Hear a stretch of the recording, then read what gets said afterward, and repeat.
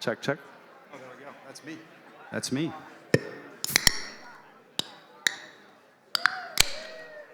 That was a public service announcement that we're going to get started and that you should drink your liquid death.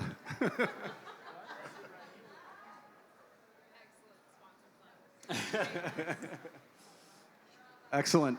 Welcome, everybody. There we are. Excellent. Welcome to the final session on the main stage for today. Thank you all for sticking around. We have an awesome panel here tonight to wrap things up on this beautiful Thursday.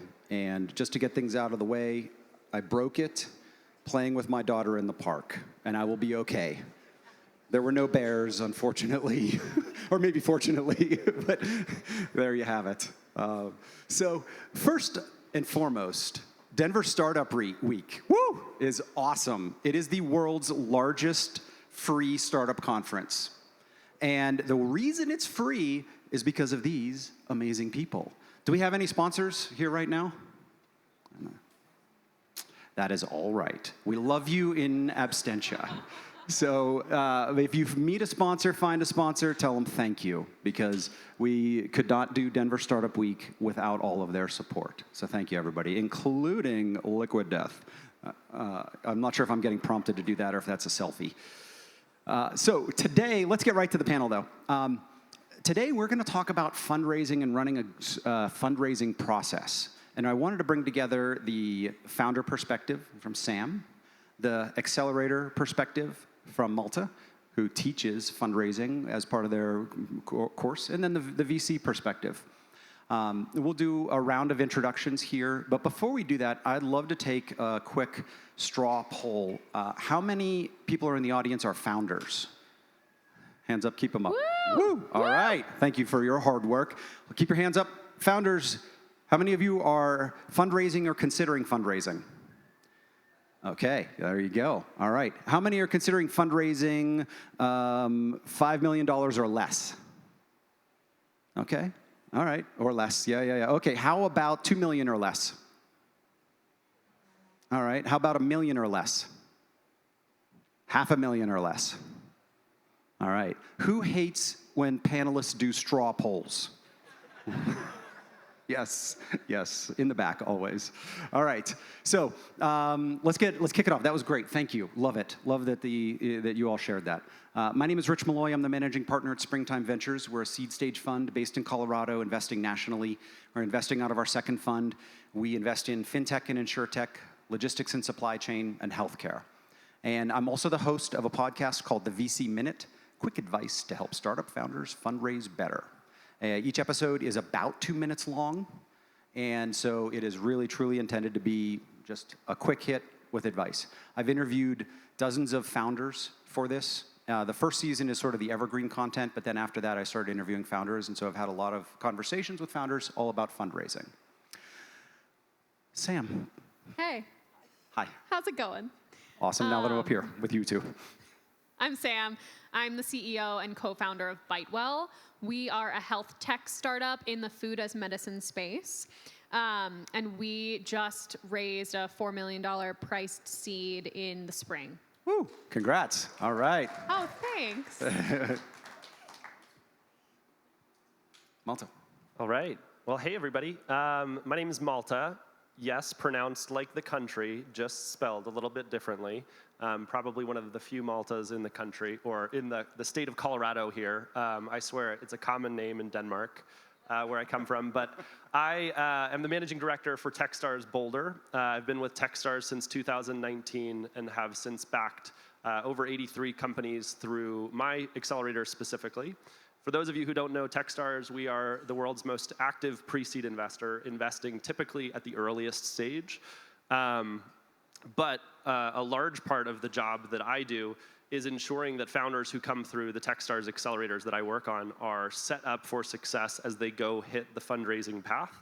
Some founders have fundraised a little bit before going into Techstars, but at this point I've worked with over 100 founders on building a process behind their fundraise. So it is a topic, being a type A person, something that I am very, very passionate about and excited to be here.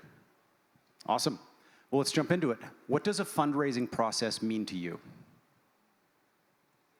Sure, happy to start. Well, the way that we talk about it in at least the Techstars program is I have a firm belief as far as fundraising goes that fundraising favors the prepared. And so, quite honestly, in the way that we look at fundraising process and the way that we prepare founders for fundraising is we literally call it a fundraising mise en place, which for those of you who know anything about cooking, it typically means that you get all of your ingredients all prepared before you ultimately start cooking so that you can time everything perfectly when you're going to put all of those ingredients together and ultimately make something hopefully delicious, right? But as far as how I look at fundraising process, it's really, are you set up and prepared to effectively go hit the fundraising market? Because I believe, and I've seen this happen, that the vast majority of founders hit the market too early. They are not prepared for the onslaught of questions that they are going to get from potential investors, which ultimately sets them back. Because the two factors that you have the most control in, or you have the duty to control in your round, is building momentum on the round and building FOMO in the round. It is the only thing that's going to drive that to move forward faster. And with that, you have the option to control a lot of those things. There are some things that you can't control, but my argument is take the time and the energy in advance to control everything that is within your power before you start meeting some of those investors. The founder that tried to fundraise too early, that was me. The first time that we tried to raise our seed, it took us 3 tries over about a year. The first time, we weren't ready as a business. We didn't know what we were doing, and I wasn't ready as a fundraiser. The second time, we knew much more about our business. We were ready from that perspective, but I still didn't know what I was doing from a fundraising perspective. And then the third time, I had gotten some really great counsel and started to think about fundraising differently. And kind of the best way to describe the process for me is a combination of a very tight sales process and also dating.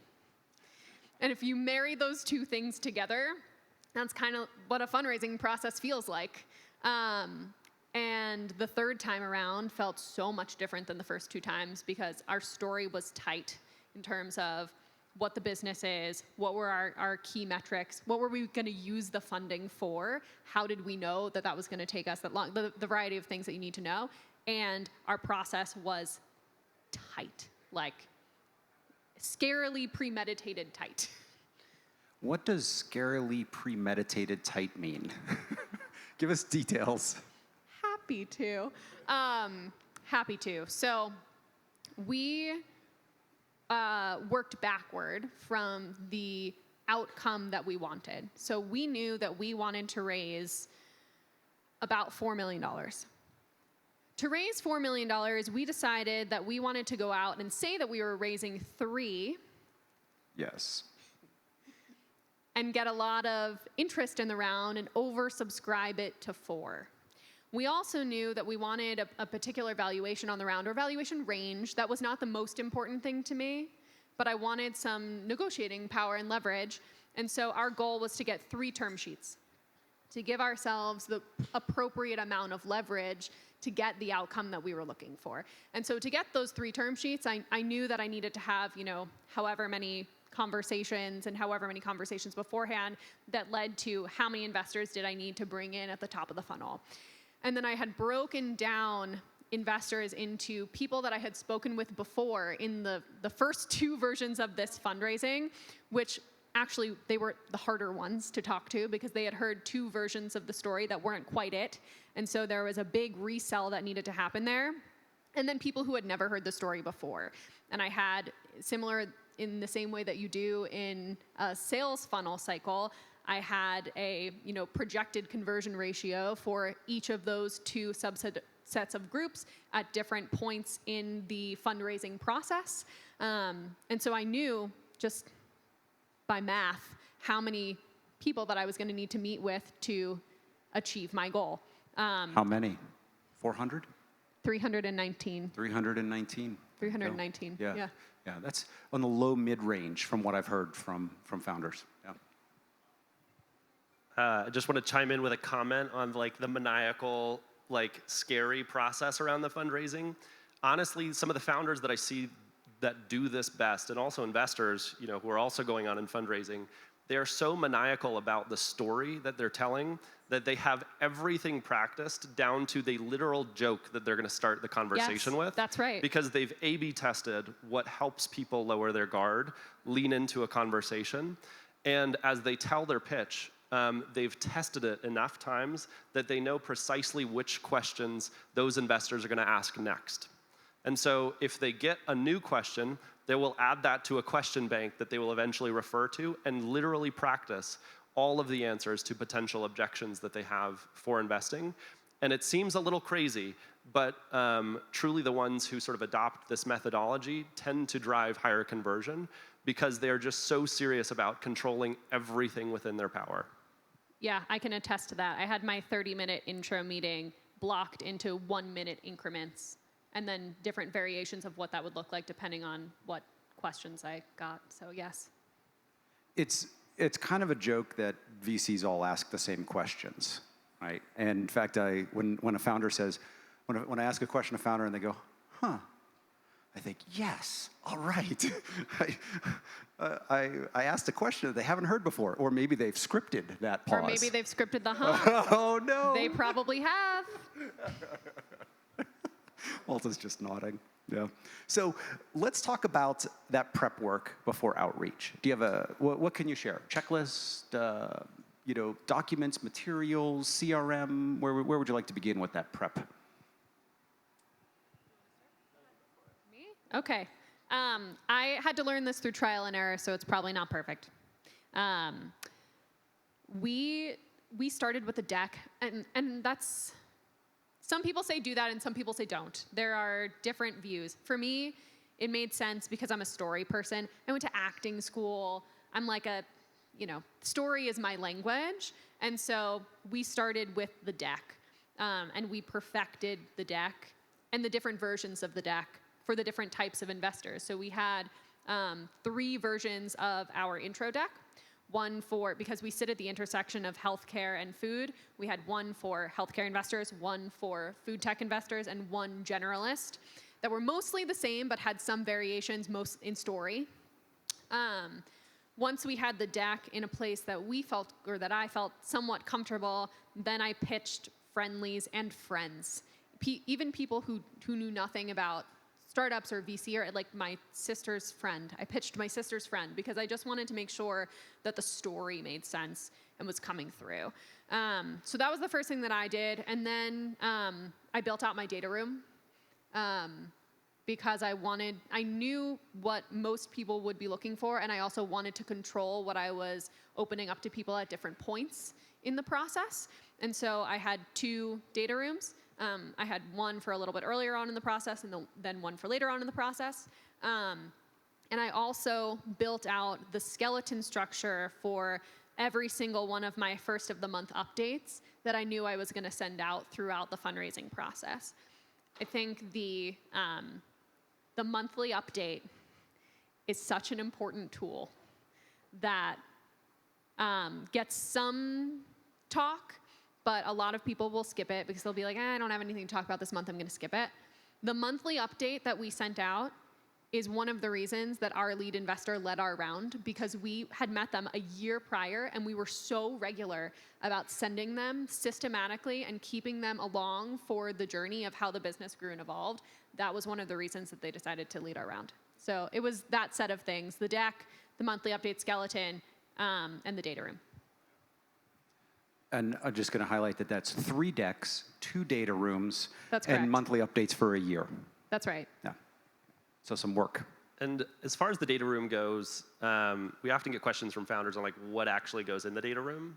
The way that I tend to sort of advise that founders separate the data rooms is in 2 categories. Like you might have a pre-commit data room. So this investor wants to do a deep dive and learn more about the business, the unit economics of the business, the competitive landscape, things that really make you stand out, team bios on why you're incredibly impressive.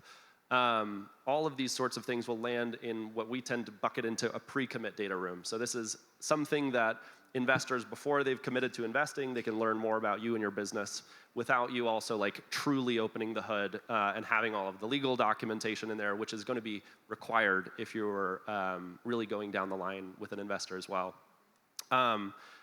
Something that I would highlight as well, as far as different stages that you're at, a financial model can be an incredibly powerful tool for you to build out, and not enough founders that I see truly spend enough time in their business early on to model out this thing that they're building before they actually go build it and drive it. If you don't do it, this can be an incredibly expensive exercise for you to go validate or invalidate this business. Now, at the pre-seed stage and even early seed stage, the only thing that any investor knows about your model is that it's wrong. And I would always tell a founder to really address that super, super openly in the beginning of a conversation. Hey, I'm excited to tell you more about my business and some of the levers that I have and can build in this business. But the only thing that's certain is that this thing is wrong and this is not how my business will look in the future. But you can walk them through your thinking. At the earliest stages, so especially pre-seed and early seed, having a financial model ready is going to be something that separates you from the crowd. Almost every founder at the earliest stages don't do it, but it's not necessarily table stakes in all conversations. Now, when you get later, towards your Series A, a robust financial model with history to back that up is likely going to be table stakes for getting investment at that stage. But this is something that I would absolutely encourage to also include in sort of this fundraising mise en place or fundraising process that you're building. The big disclaimer that I'll share as it relates to financial models specifically is don't ever just send it to your investor. The way that your brain works on a spreadsheet, no one will be able to understand. Now, do spend the time to make it clear, make it clean so that someone can eventually walk themselves through it. But if an investor says, hey, I'd love to talk to you about your financial model, you say, that's an opportunity for you to lean in and get another meeting with that investor and walk them through your model and how you're thinking about it. Get them talking and sort of building alongside you, like, hey, are some of these assumptions out of whack, blah, blah, blah. But then you have an opportunity to leave them behind once you've sort of demonstrated how you think about the mechanics of your business.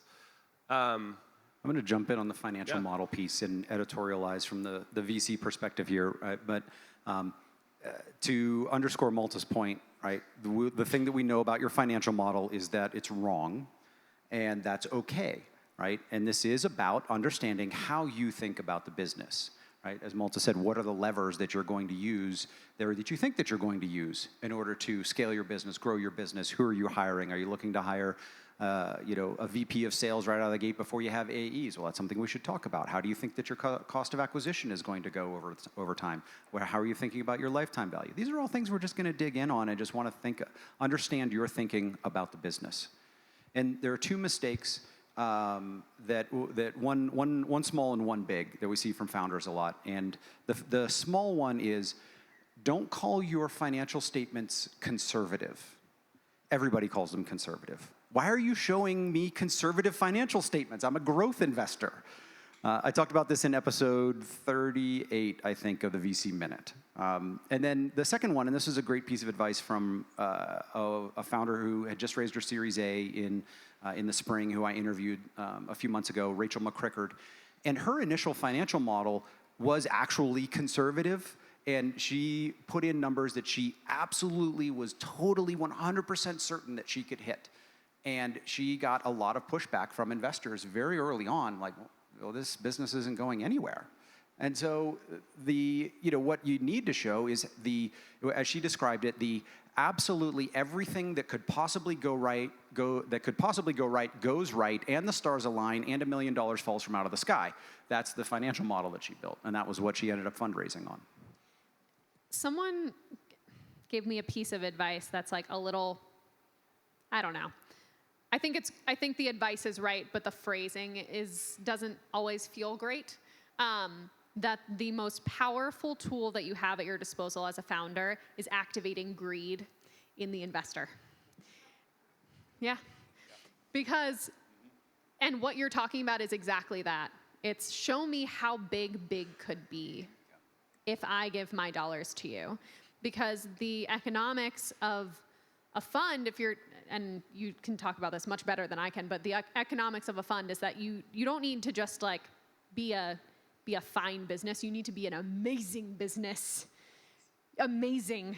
And so show them amazing is one thing that I wanted to say in answer to that. And then the other thing that I was thinking about as you both were talking about the financial model is I 100% agree that having a financial model is both necessary and helpful for you and also for the investor.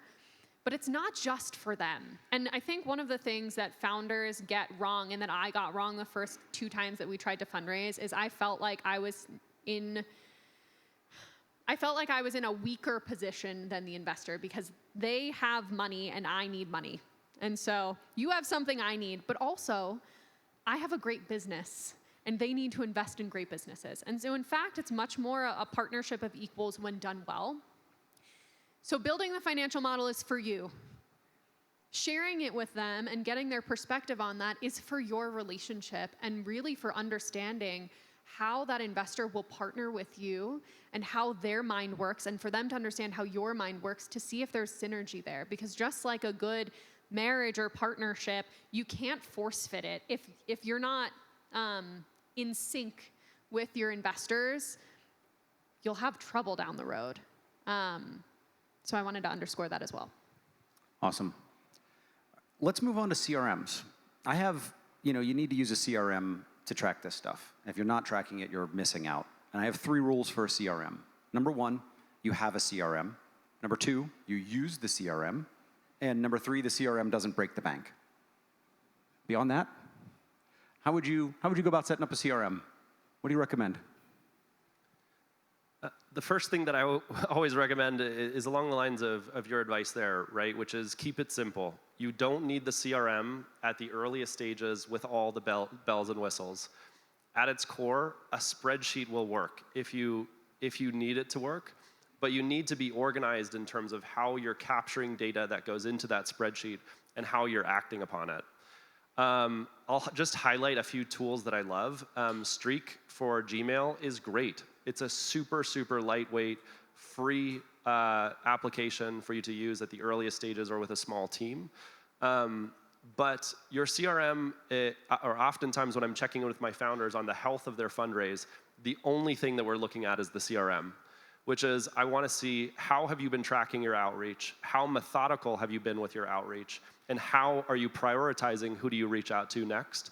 And all of that should be driven by your CRM. Now, with the fundraising in general, like you're not going to go to one investor and then wait for them to say no, and then go to another investor and wait for them to say no. You have to build calendar density into your fundraising process.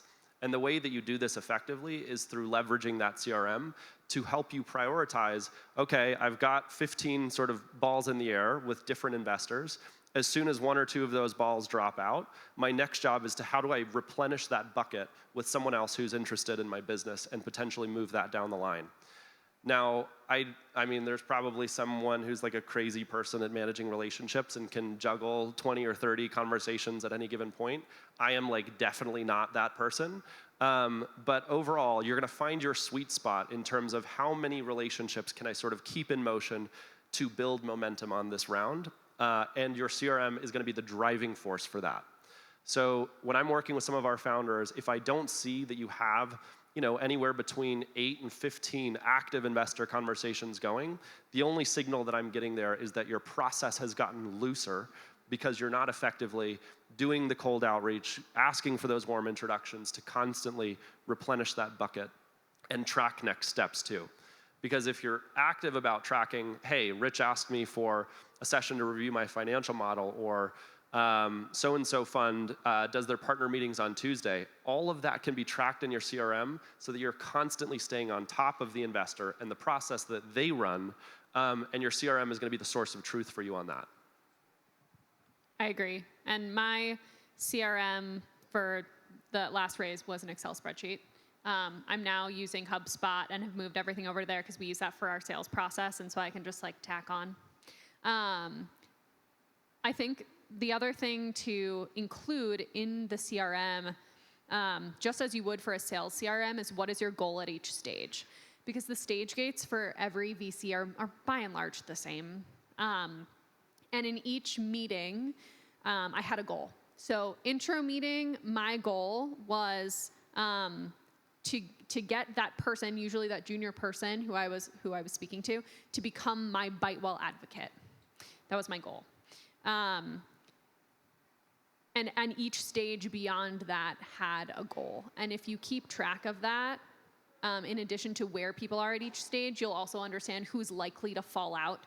Because you'll be like, well, they're in stage 2, but I don't really have an advocate. And so I don't know that it's going to make it to stage 3. And so it helps you to understand who's real in the pipe. Just like for a sales CRM, that type of goal setting helps you to understand who's real in the pipe. Very nice. Let's switch to filling that pipeline. So I just interviewed a founder who is currently using his BD team to run a cold outreach campaign to VCs. He's at over 600 cold outreach. He's got a greater than 10% hit rate for meetings, and so far has a handful of investors lined up for follow-on meetings. It's a process. Cold outreach. What's your take, Sam? You know I have a thought on this. Super interesting. We didn't do it. Every conversation that we had was a warm intro, and that was really hard because I didn't know anyone in venture investing when I started this. And so I knew one person who knew something about venture investing when I started this, and that one person introduced me to 3 people, and those 3, every time I got on a call and someone said no, or not for me, or too early, which we should talk about what too early means, I would always ask them for 3 introductions to someone who might be interested. And that's how we got to our 319 meetings. How else did you leverage your network? Did you leverage your network for other introductions, or was it constantly introduce me to 3 people? And how do you phrase that in a meeting after somebody says, Sam, thanks, but no thanks?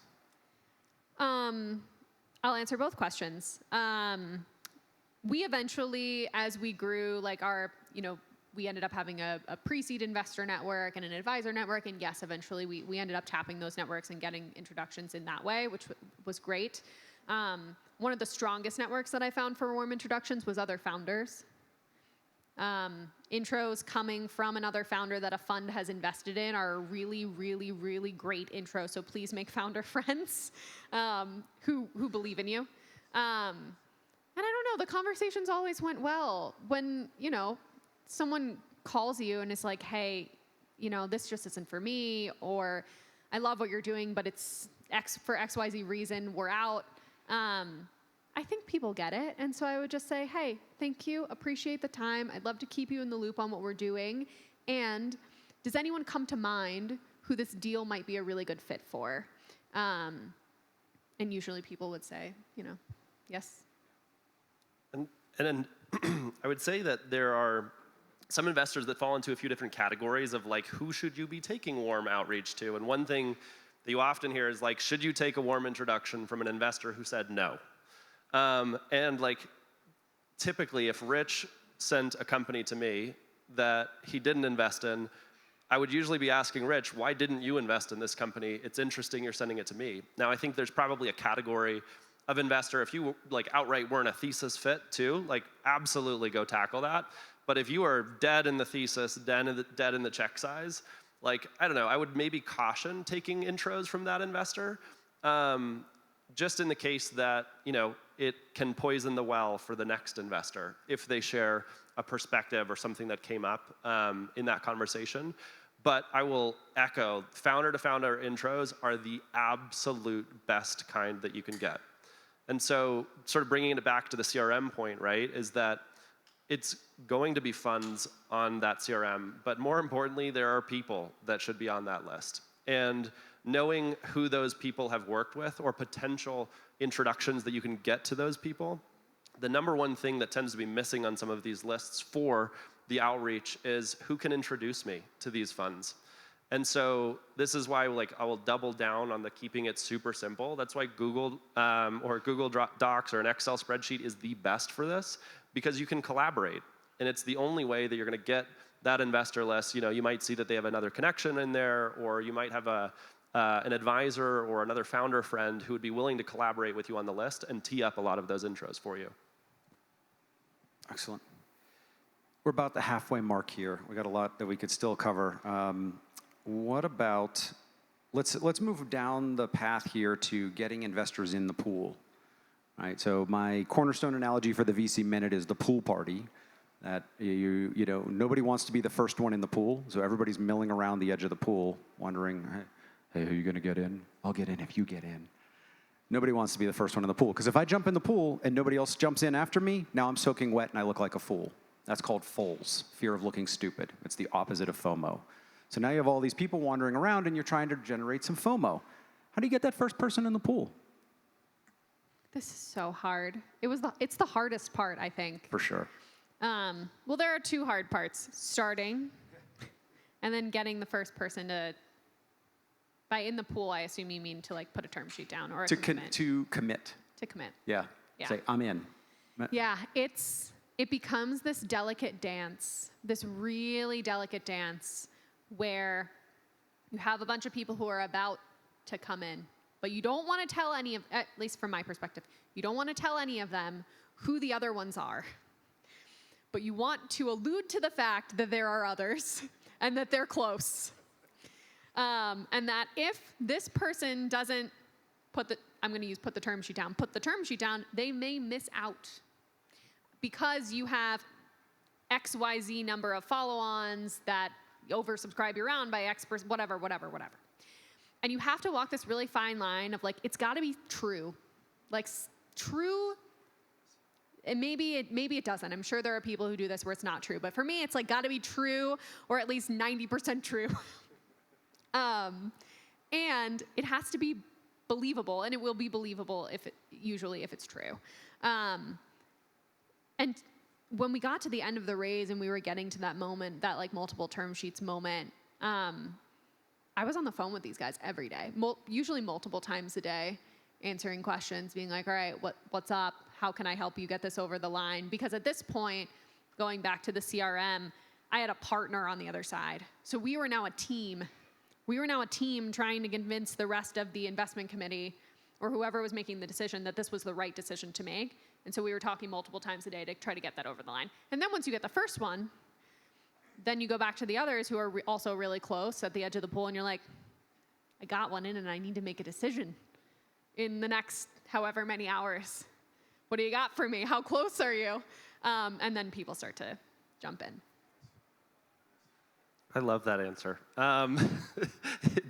It's so hard to do. If I had the silver bullet answer to this question, I would probably be making lots of money and building huge companies, right? But it is so much a dance of your relationships with these individuals and how you read the room. And I'll sort of go back to a point that I made earlier, which the only function that you have to get some of those first folks into the pool is momentum on the round. How are you getting other people circled around the round? And how much scarcity is in the round itself? And so there is one strategy if you're doing a priced round, like Sam was doing, that you're going to have to get a lot of those soft commits first, and then nudge a few to do get those term sheets. Founders often say, well, I just need the lead investor. Everyone's waiting for the lead investor. Well, the only trick is you never ask anyone to be your lead investor. Rule number one, all that you're doing is asking them to do more work, which nobody wants to do. But if you've been really effective at building momentum on the round and there's only a little bit left, eventually that lead investor will emerge. And you will very likely have those conversations where you're like, I think these one or two or three are going to be the ones that are going to step up, and that's where you as a founder can push. Now, if your round is smaller, so if you're raising, say, sub $1 million, there's, I guess I'm going to be curious to get Rich's perspective on this, but there's a strategy around how do you manufacture scarcity into the round itself. And so number one, you always move the goalpost back or forward, however you want to look at it. So if you're raising $1 million, you might go to market saying you're raising $750. there's only one kind of round that gets done, and that is an oversubscribed round. And so, one, you might move that goalpost a little more in the direction of your favor. But if you're raising on safes, which is an instrument that is perfectly commonplace to use, the YC safe is a great way to go, a very ubiquitous instrument where you price the round, but you might offer a slightly lower valuation to the first individuals who get in that pool first. You know that they're taking the greatest risk by backing you and supporting you first, and then the price of that round might increase over time.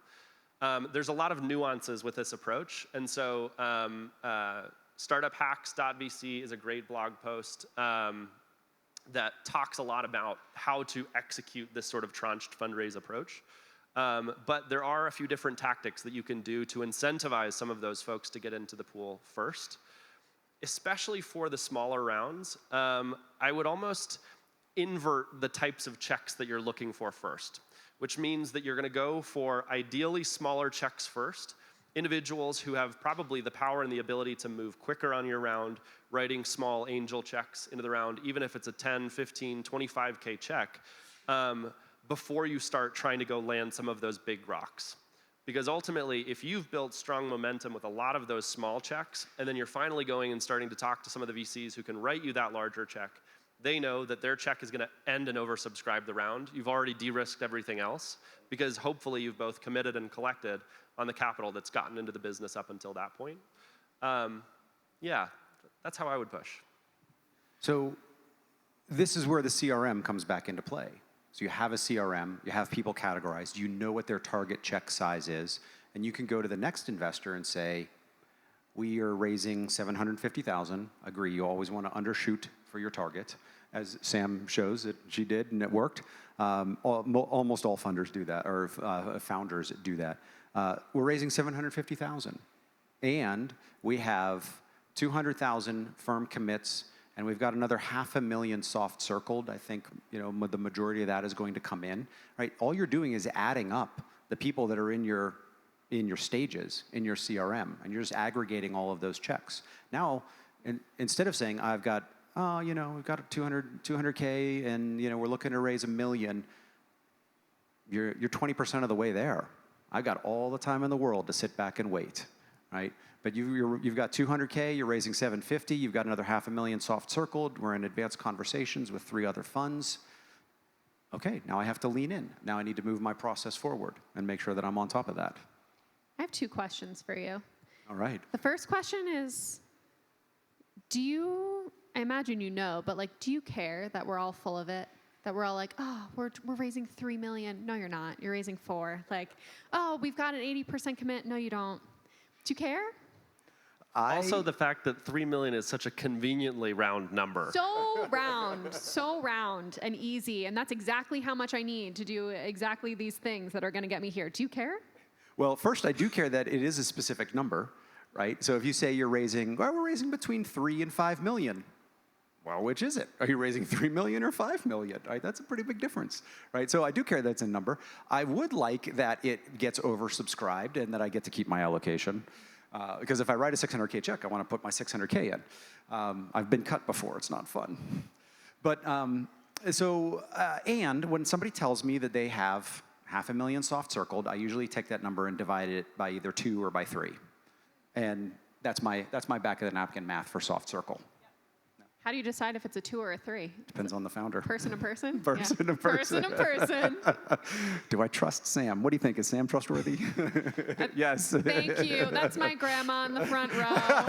Everyone. Yay. Visiting from New Jersey, hanging out. Welcome. She's Thank awesome. You. Yes. Thank you. And then my second question for you is turning that question back to you. How do you jump? Why do you jump into the pool? So I'm gonna brag a little bit here for springtime, but we have a process where we go through our process whether or not there's a lead in place, and you will get a yes or a no from Springtime Ventures whether or not you have a lead. And if we commit before there's a lead in place, we will go out and help you find a lead. In fact, I can think of 3 companies offhand. There might be more where we made an introduction to their lead investor, but we did not invest, but we just made introductions. So we're always working with other funds and circling up other capital. And I can attest. You were very fast with your no to me. yes. And you also introduced me to some great people, so thank you. Good. It's funny as you were saying, like, oh yeah, I always ask for referrals. I was sitting here sweating, thinking, God, did I introduce Sam to people? I hope I did. You did. Okay, good. You did. All right. So, yeah. Excellent. What should we talk about next? Question. Yes, sir.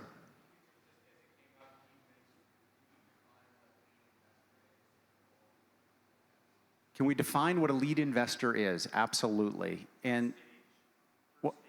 Sorry, what? Per stage. Okay.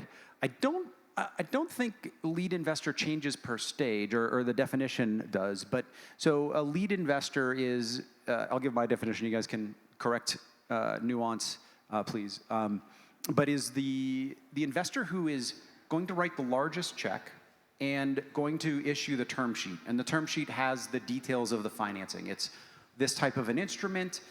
This is the cap or the valuation. Here's the option pool. Here are the rights, all of those things. And so the lead investor also is the one that is doing the most amount of due diligence.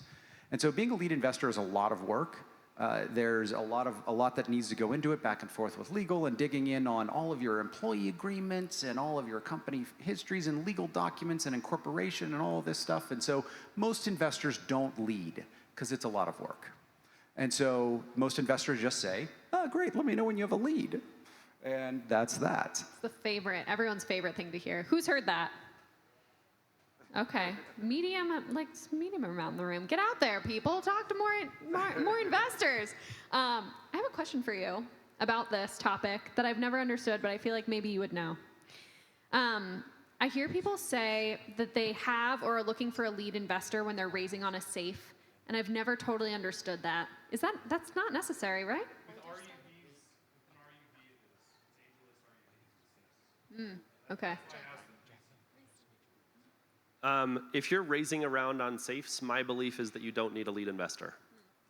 You can price the round, you can set the terms. Now, the number one way that you will kill your round is if you over-ask.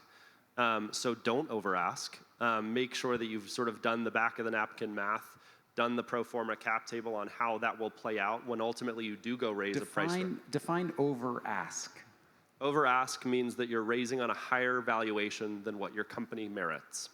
And this is, investors have a lot of really expensive tools where we can benchmark your valuation against other companies of your stage, size, location, finger to the wind, yes. And market conditions obviously shift and change rapidly. So if you're going and trying to raise your $1 million pre-seed round right now, my belief is if you're raising on safes, you do not need a lead investor. So when you hear that objection, it was likely going to be a no anyways from that investor, just my opinion. But, so I would just move past them, but do tell them that you're raising on a safe because you're optimizing for speed and efficiency so that you can get back to work with your customers. That's why you are setting the terms, you are pricing the round. So don't, price yourself way higher than the market. That's how I would define over-asking.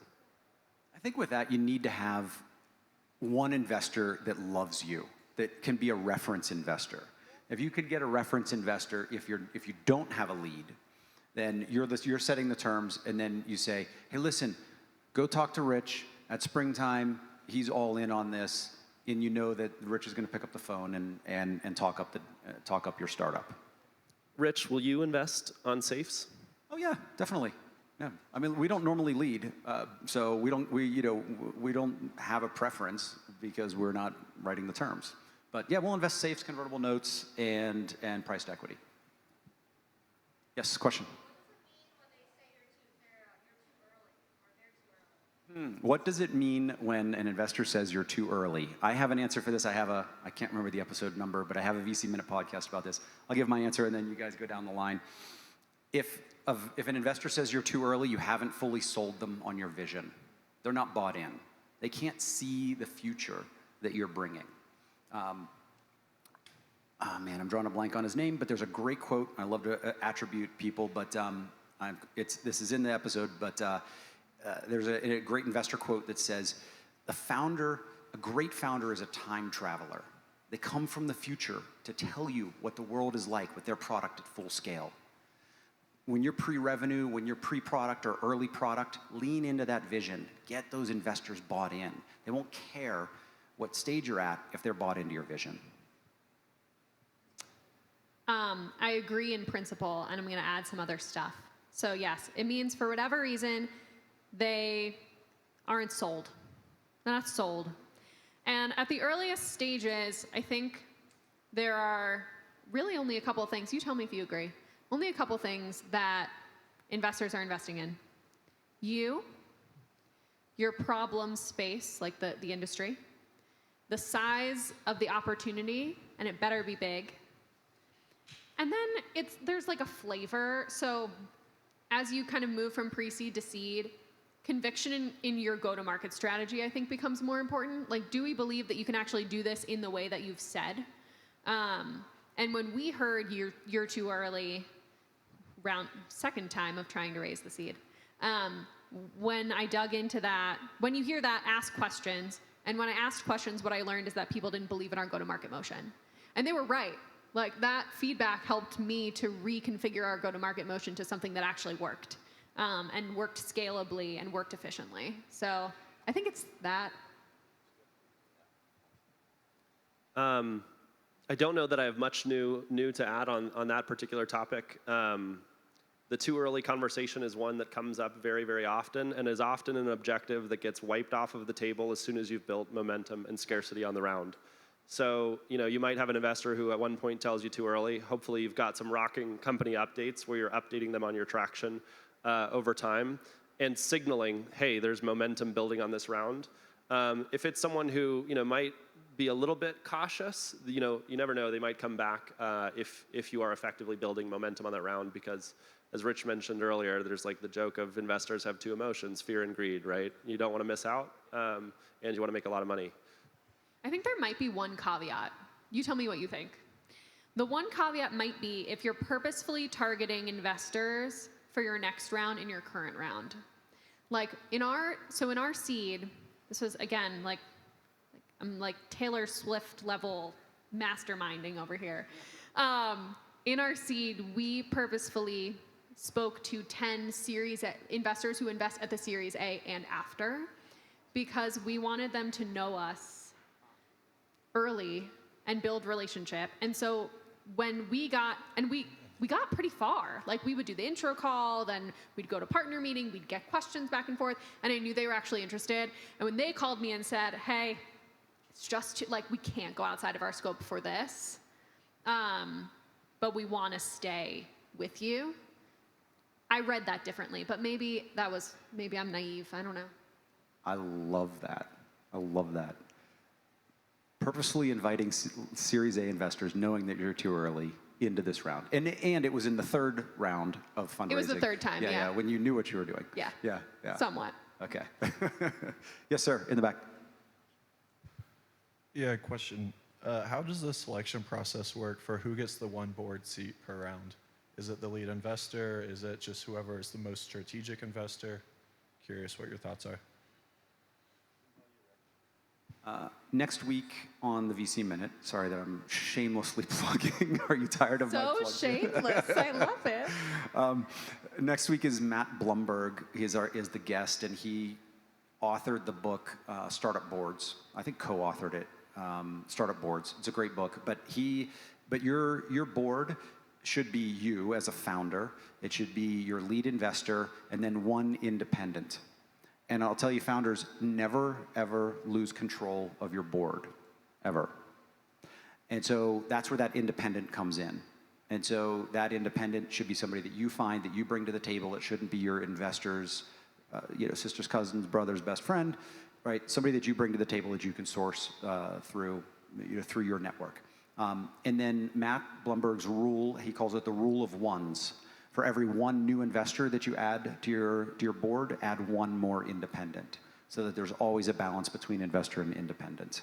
And so you might end up at the IPO with 11 people on your board, and there are 5 independents and 5 investors. What's that? Matt's recommendation is not a co-founder, that it's one founder, and this is if you're taking institutional money. And so is one founder, one investor, one independent for starters. And it typically will be that lead investor as well who will buy that board seat as well. Beg your pardon? Why is that?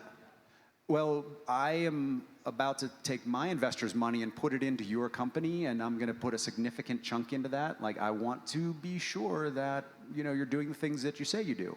Because effectively, the board becomes the boss of the CEO, right? And so there's accountability, but then there's also support. And ideally, you choose a lead investor that can bring value to the board and isn't just going to act like an overbearing boss, right? But you can bring value, that a lead investor can bring value to the board and be in the board meeting and offer constructive advice and help guide the business and shape the business and move in that direction. But really, it just is who writes the biggest check, you know, has, you know, just ensures the accountability of the team. We have a question over here.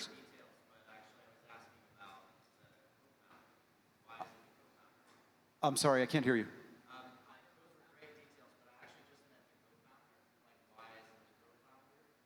Oh, sorry about that. Why isn't the co-founder included? I am not sure. I read the book, I remember, I think. The perspective was that your board is as much governance as it is like strategic support. And if you're there, you already know what your co-founder thinks and have their strategic support in the business, whether or not they're on the board. And so you want to bring more people around the table that can give you strategic support that you don't already have. That was the perspective of the book. I do have my co-founder on the board, so I broke the rules, but it is what it is. Break the rules. It is what it is. Okay, question. What are some of the most important things investors can help founders become aware of, especially regarding the due diligence process? Gosh, let me repeat the question. So what are some of the things that investors can help founders prepare for in their due diligence process? Did I hear that correctly? What can they become aware of and prepare for during the due diligence process? Can you say a little bit more about what specifically maybe you're hoping to dig into? Perhaps a personal experience that investors have pointed out during the due diligence process that was helpful or you haven't considered before? I think that I understand the question, and maybe I'll take a stab at it, and we'll let my peers chime in here. So as far as the investor who you are doing due diligence with, my actual assumption is that they're not going to really help you all that much in terms of your preparation for that diligence experience. That is really on you to make sure that you're prepared and showing up prepared, because that's going to what is going to be what has you stand out in the process. Like, this founder is already showing up 99% more prepared than all of the other founders that I see. Now, when that diligence actually kicks off, you know, your investor doesn't want to just be pitched to. They don't just want to be a source of capital for you, but they actually want to support you and bring their expertise, their network to the table as well. So they might bring questions to you about, you know, potential objections they have about the business. What's something that we believe that you're underestimating about the business, and how do you navigate that potential objection? So that might be like the way that I would politely sort of challenge a founder who's in our diligence process. But it's because I want to see, one, how they work under pressure, but also how they think, and to ensure that we're aligned in terms of our approaches there. But for the most part, I would sort of carry the opinion that, you know, most investors, they're seeing lots and lots and lots of deal flow, and they don't generally have really the time to get too into the weeds with you on actually supporting you prepping all of those diligence docs. They're going to just expect you to have them ready when you get to the table, or you're going to get homework. I think everyone knows here that investors are really good at giving founders homework. And it's, you know, the way that they buy time. So the more prepared that you are for all of those homework elements that an investor is ultimately going to pitch to you, when Rich says, hey, like, you know, tell me about your go-to-market plan. you can say, great, I have actually a document and a slide ready in my appendix to talk to you about that. So the more and more of these sort of like homework things that you're getting from your investors, if you want to consider that help, I don't know, but you should really be making sure that the investors who you're talking to early that are, potentially some of those low stakes, some of those more friendly investors that you're going to want to talk to, they're helping you build up your sort of little bank of ammunition so that when you go talk to some real investors that fall into your dream investor category, you're going to be ready to go approach those because you've built everything in advance. Next question, sir, in the white shirt. Yeah, I wanted to pick up on Samantha's comment. Thank you. Samantha, you made a good comment about reaching out to the founders. Hope you can still walk on one. I'll manage. We'll pick that up for you. Don't worry. But you made a great point. We know what the investors and the VCs will get if you're successful, but when you do founder to founder, and you do get some exceptional guidance and references, what do you suggest would be your non-monetary reward to that person that helped you out? Here's what I've found to be true about the founder network, is that it's pretty supportive. So like if I'm making an intro for someone, and again, this is a me thing, maybe other people are different. If I'm making an intro for someone, number one, I actually do believe in them and their business because I know that there's capital, that I have relationship capital at stake, right? So I want to make sure I believe in you and your business and I understand you. So I'm going to want to get to know you a little bit. And the second is that I don't really expect anything in return. I just believe like it's going to come out in the wash. One day, maybe I'll have a question for you about something that you know about way more than I do, and I'm going to reach out and you're going to answer it. But generally, nothing required in return. I think Techstars has a phrase for that. Hashtag give first. We have a 10-to-1 rule at Techstars that generally you should be giving 10 times for every one time that you ask. And overall, like I will say that this is like bar none, one of the best qualities of the Denver and the Colorado ecosystem is that people are really here to help and support one another in a way that just I have not seen to quite the same degree as any other startup ecosystem. And so it is really, really, as Samantha, you said, like give and expect nothing in return because it all comes around. You had a question? Yes, I have some real difficulty to find a co-founder because of many different reasons. Does a good founding team can like substitute for having a co-founder? Does it work with the investors? So yeah, we have definitely invested in solo founders, have seen plenty of solo founders, and with or without a co-founder, just build a strong team that may not be co-founders, and that's okay, but build a strong team around you. Quick thoughts, we have 1 more minute. Yep, my belief on the co-founder thing is that a good co-founder is probably someone that you already know or already have built a relationship with. Most businesses, when they fail, do not fail because their business is failing. They fail because of co-founder disputes. Really is a large part that can drag the business down ultimately. So solo founders, great. I highly recommend you don't be an alone founder, but you might not need that co-founder. You just need someone to bring some skills to the table that complement yours. Whether that's an early employee that eventually gets co-founder status, who knows? But that's how we tend to look at it. Awesome.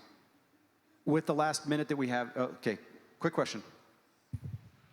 Thank you guys so much. My name is Tunde.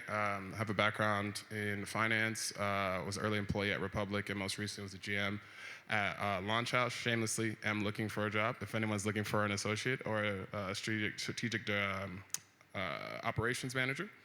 My question is around the CRM process and kind of running a tight process when it comes to fundraising. Some of the kind of advice that I've picked up over the years is to really kind of like maybe make a spreadsheet of 50 to 100 investors that invest at your stage and in your sector, and then blast them all at the same time, because a lot of them are having conversations with one another, and you're trying to drive FOMO in terms of locking in that first anchor investor and to speed the process along.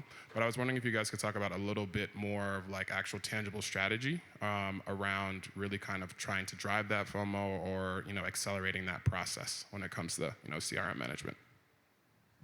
Man, I feel like we covered a lot of that early on. The caveat I would add to the CRM is that it should be 300 to 400 investors and not 100, not 50 to 100. That's not nearly enough.